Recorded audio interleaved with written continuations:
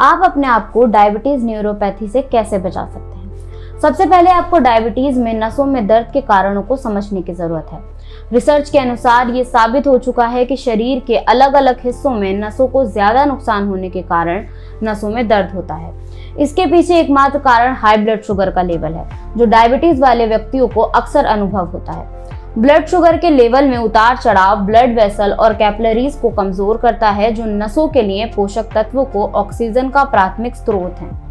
जब blood sugar के level में उतार चढ़ाव की प्रक्रिया शरीर में चलती है तो ये डायबिटीज न्यूरोपैथी को जन्म देती है। अब यहाँ हम डायबिटिक न्यूरोपैथी के मुख्य केंद्र पर पहुंचे हैं। आइए अब हम इसकी अवधारणा को विस्तार से समझते हैं। डायबिटिक न्यूरोपैथी होता क्या है? ये एक प्रकार से हमारी नसों को खराब करती है, जो डायबिटीज होने पर शरीर में होती हैं। ब्लड शुगर के लेवल में बार बार होने वाले उतार चढ़ाव पूरे शरीर की नसों पर प्रतिकूल प्रभाव डालते हैं। इसका सबसे पहला टारगेट हमारे पैर होते हैं। डायबिटीज न्यूरोपैथी के मामले में इनके खराब होने की संभावना शरीर के किसी और अंग के मुकाबले सबसे ज्यादा होती है। डायबिटीज मरीज के लिए डायबिटीज न्यूरोपैथी से निपटना एक मुश्किल स्थिति हो सकती है, क्योंकि वे पहले से ही डायबिटीज में अल्सर, स्किन क्रैक्स आदि से लड़ रहे होते हैं। डायबिटीज से पीड़ित लगभग 50% लोगों को ये समस्या समय के साथ जरूर मिलती है। डायबिटीज न्यूरोपैथी से खुद को बचाने का एकमात्र यही तरीका है कि आप अपने ब्लड शुगर के लेवल को कंट्रोल में रखें और स्वस्थ जीवन जिएं। आपको ये देखना चाहिए कि आप पूरे दिन में क्या खा रहे हैं और कितना खा रहे हैं। इस रोग का निदान तभी से शुरू कर देना चाहिए जब आप इसके शुरुआती लक्षण का सामना करना शुरू कर देते हैं। तो आइए जानते हैं कि डायबिटिक न्यूरोपैथी के लक्षणों के बारे में, ताकि आप भी शुरुआती दौर में इसका पता लगा सकें। डायबिटिक न्यूरोपैथी के लक्षण। ब्लड शुगर के लेवल में उतार चढ़ाव के लेवल के आधार पर इस बीमारी के लक्षण एक व्यक्ति से दूसरे व्यक्ति में अलग अलग हो सकते हैं। इसका सबसे पहले लक्षण पैरों में सुन्नता और दर्द है। इसका दर्द यूरिनरी ट्रैक्ट, ब्लड वेसल और हार्ट तक जाता है। डायबिटिक न्यूरोपैथी को 4 भागों में बांटा जा सकता है। आइए एक एक करके इसके चारों प्रकार के लक्षणों के बारे में जानें। सबसे पहला है पेरिफेरल न्यूरोपैथी। ये डायबिटीज का सबसे आम प्रकार है, जो सबसे पहले पैरों को प्रभावित करता है। पेरिफेरल न्यूरोपैथी के अन्य लक्षण सुन्नता, हल्का बुखार, पैरों में झंझनाहट और जलन है। मांसपेशियों में ऐंठन और तेज दर्द होना भी सामान्य है। व्यक्ति इसमें ज्यादा सेंसिटिव हो जाता है। एक व्यक्ति बिस्तर की चादर की तरह हल्की चीजों को भी नहीं उठा पाता। इसमें पैरों को अल्सर और इन्फेक्शन जैसी अलग अलग समस्याओं की भी जांच की जा सकती है। इसके बाद है ऑटोनोमिक न्यूरोपैथी। ऑटोनोमिक न्यूरोपैथी हमारे नर्वस सिस्टम को टारगेट करती है, जो सीधे हमारे heart, bladder, intestine, sex organ और पेट को प्रभावित करता है। मरीजों में इसके लक्षण ब्लैडर और आंत की समस्याएं हैं।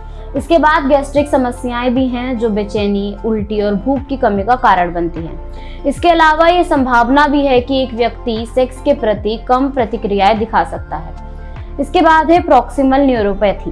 प्रॉक्सिमल न्यूरोपैथी का दूसरा नाम डायबिटिक एम्योट्रोफी भी है। ये आमतौर पर जांघ के हिस्से, छाती के हिस्से और पेट के हिस्से को प्रभावित करता है। इसके लक्षण पहले शरीर के एक तरफ होते हैं और फिर दूसरी तरफ फैल जाते हैं। मरीज को हिप और थाई के हिस्सों में तेज दर्द महसूस होता है, और जिसकी वजह से उसकी मांसपेशियां कमजोर हो जाती हैं और बार बार होने वाले उतार चढ़ाव के कारण सिकुड़ जाती हैं। व्यक्ति को बैठने और खड़े होने में भी समस्याओं का सामना करना पड़ता है। उसके पेट में तेज दर्द भी होता है। इसके बाद है मोनोन्यूरोपैथी। ये आमतौर पर 2 प्रकार का होता है, पहला कार्नियल और दूसरा पेरिफेरल। मोनोन्यूरोपैथी का पहला लक्षण डबल विजन और ध्यान केंद्रित करने में कठिनाई होना होता है। चेहरे का एक हिस्सा पैरालाइज्ड हो जाता है, जिसे बेल्स पाल्सी भी कहते हैं, और हाथ और उंगलियां भी सुन्न हो जाती हैं। आपके हाथ इतने कमजोर हो जाते हैं कि आप किसी भी चीज को उठाते समय उसे गिराने लगते हैं।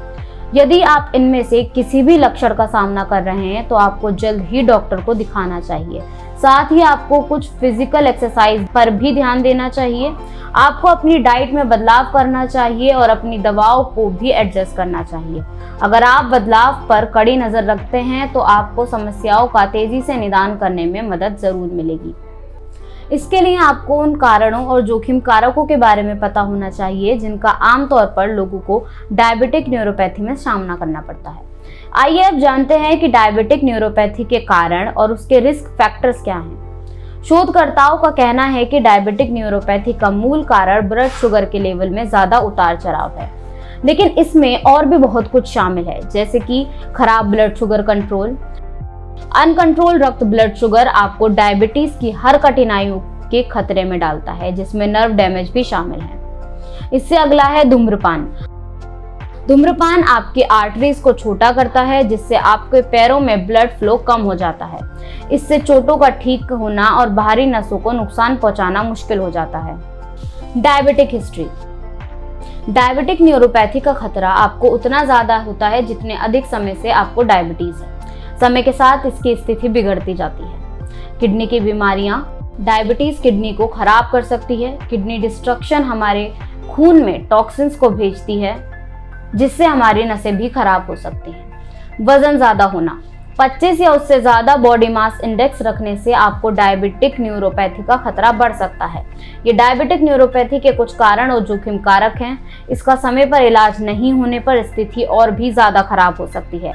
डायबिटिस न्यूरोपैथी कई सीरियस कॉम्प्लिकेशन को पैदा करती है, जिसमें शामिल है हाइपोग्लिसीमिया, अनअवेयरनेस। 70 मिलीग्राम पर DL से नीचे ब्लड शुगर का लेवल सामान्य रूप से कपकपी, पसीने और तेज दिल की धड़कन का कारण बनते हैं। पैर की उंगली या पैरों में नुकसान। नर्व डैमेज से आपके पैरों में सेंसेशन हो सकती है। सुबह सबसे पहले आपको अपने पैरों की उंगली, पैरों पर छाले, खरोंच, यहाँ तक कि अल्सर की जांच भी करनी चाहिए।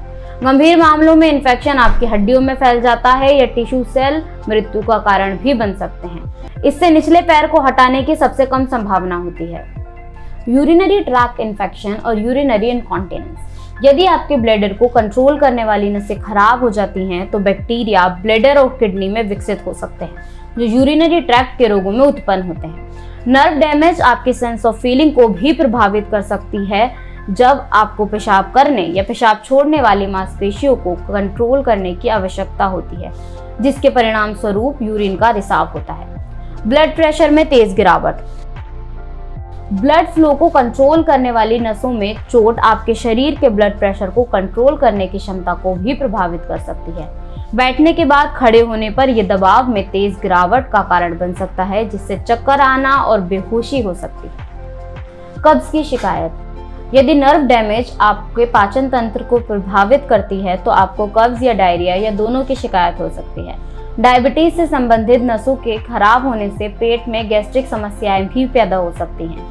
एक ऐसी स्थिति जिसमें पेट बहुत धीरे धीरे खाली होता है या फिर बिल्कुल खाली ही नहीं होता, जो सूजन और उपज का कारण बनते हैं। अगला है सेक्सुअल डिस्फंक्शन। ऑटोनॉमिक न्यूरोपैथी अक्सर सेक्सुअल ऑर्गन्स को प्रभावित करने वाली नसों को खराब कर देती है। इससे पुरुषों को इरेक्टाइल फेलियर का अनुभव हो सकता है और महिलाओं को ग्रीसिंग और एरोसोल में कठिनाई हो सकती है। पसीना बढ़ना या कम होना। नर्व डैमेज से आपकी स्वीट ग्लैंड्स बाधित हो सकती हैं और आपके शरीर के लिए अपने तापमान को ठीक से कंट्रोल करना मुश्किल हो सकता है। ये सभी डायबिटिक न्यूरोपैथी कॉम्प्लिकेशन थे। इसी तरह की कॉम्प्लिकेशन से खुद को बचाने के लिए आपको कुछ कदम उठाने चाहिए। वीडियो के साथ आगे बढ़ते हुए आप उन तरीकों के बारे में जानेंगे जिनसे आप खुद को डायबिटिक न्यूरोपैथी से बचा सकते हैं। आप अपने ब्लड शुगर को मैनेज करके और अपने पैरों की अच्छी तरह से देखभाल करके डायबिटिक न्यूरोपैथी और इसकी कठिनाइयों को कम कर सकते हैं या फिर बिल्कुल ही खत्म कर सकते हैं। शुगर लेवल को मैनेज करने के लिए आप अपने खान पीन पर नजर रख सकते हैं और इसी तरह से प्लान कर सकते हैं कि इसमें ज्यादा शुगर वाली चीजें ना हो। यदि आप नहीं जानते हैं कि इसे कैसे करना है तो आप अपने डाइट स्पेशलिस्ट की भी मदद ले सकते हैं। फिजिकल एक्सरसाइज भी ब्लड शुगर लेवल के रेगुलेशन में मदद करती है। पैरों की देखभाल करना एक और निवारक उपाय है जिसका आप पालन कर सकते हैं। इसमें आपको हर दिन अपने पैरों की जांच करने की और फोफले, खरोच, लालपन, सूजन को देखने की जरूरत है। इसके बाद आप अपने पैरों को गुनगुने पानी और हल्के साबुन में धोकर स्वास्थ्य और स्वच्छ बनाए रखें। उन्हें सूखा रखें ताकि वहां कोई फंगस ना पनपे। अपने पैर के नाखूनों को सावधानी से काटें और किनारों का तीखेपन से बचाएं। हमेशा साफ मोजे पहने जिनमें टाइट बैंड ना हो। अपने जूते अच्छे चुनें और कुशन वाले जूते चुनें। डायबिटीज न्यूरोपैथी से खुद को बचाने के लिए आप ये सब कुछ कर सकते हैं। मुझे आशा है कि आपको ये जानकारी उपयोगी लगी होगी। इस वीडियो को देखने के लिए, अपना समय देने के लिए आपका धन्यवाद। आपके लिए और अधिक जानकारी पूर्ण वीडियो लाने के वादे के साथ मैं आज के लिए आपसे इजाजत लेती हूँ। तब तक सुरक्षित रहें, स्वस्थ रहें और हमारे चैनल को सब्सक्राइब करना और वीडियो को लाइक शेयर करना ना भूलें।